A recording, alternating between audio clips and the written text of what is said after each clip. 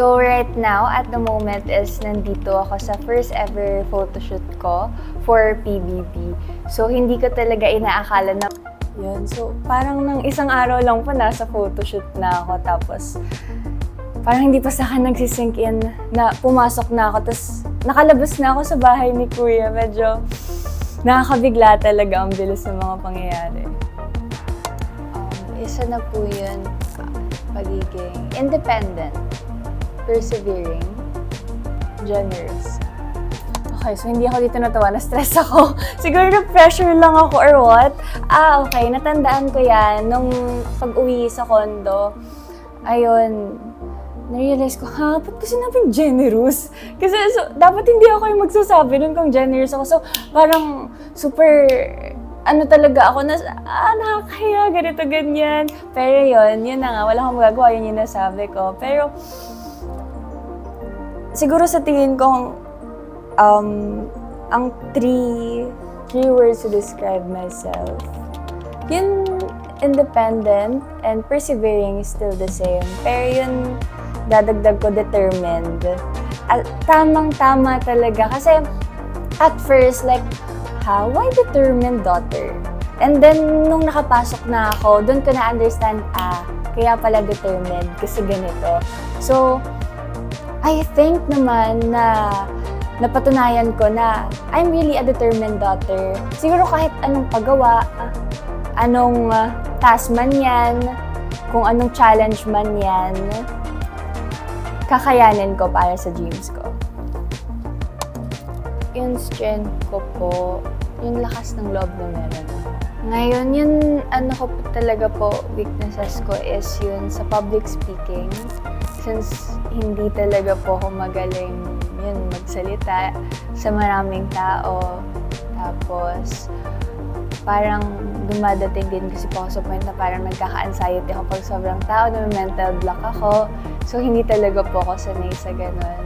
Kapag may mga times magsasalita ka talaga in front of super daming tao. Ayun, yun talaga po yung pinaka-challenge sa akin since nakakapagsalita po ako, pero parang deep inside, parang may, alam mo po yun, super grabe yung tense, super nare-rattle ako. Siguro to my future self, sana siguro kahit paano nag-grow ka na nakayanan mo na magsalita, kahit paano sa public na hindi ka na ganun kahiyain. To my old self, nag-grow ka naman kahit paano.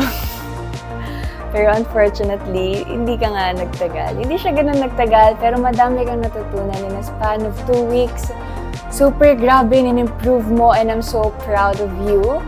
And yun, na at least natutunan mo na there's more about life, na hindi lang PBB. Yun, pwedeng maging stepping stone mo para maabot yung mga pangarap mo sa buhay. Actually, hindi lang siya naging stepping stone mo.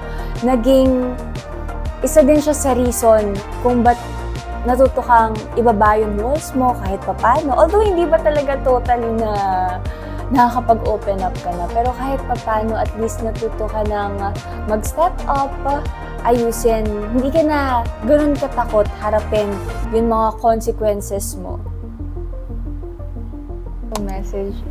Message ko sa sarili ko ngayon is kaya mo yan, just be strong, and always pray to God, always ask for guidance. Tapos kung ano man mangyari, okay lang, i-accept mo kung ano man talaga yung plan sa'yo, kung ano man yung will sa'yo ni God, and then ibigay mo yung best mo, na isang tabi mo yung hiya mo, mas matuto kang i-express yung sarili mo.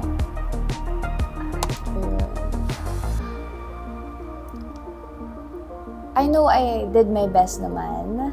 And yun nga, yun sabi ng sarili ko sa akin, like, yun, na i-accept na lang kung ano talaga yung will ni God. And I know naman na there's a purpose kung ba't ako napaaga. I mean, una-unahan lang yan eh. Hindi kami pwede sabay-sabay na lumabas. So, maybe ito iba yung path na gusto sa akin ni God. Maybe mas bigger yung plan sa akin ni God. So, ayun. Kuya, thank you so much for always listening to my rants. And thank you dahil pinarealize mo po sa akin na hindi kahinaan ang pag-iyak.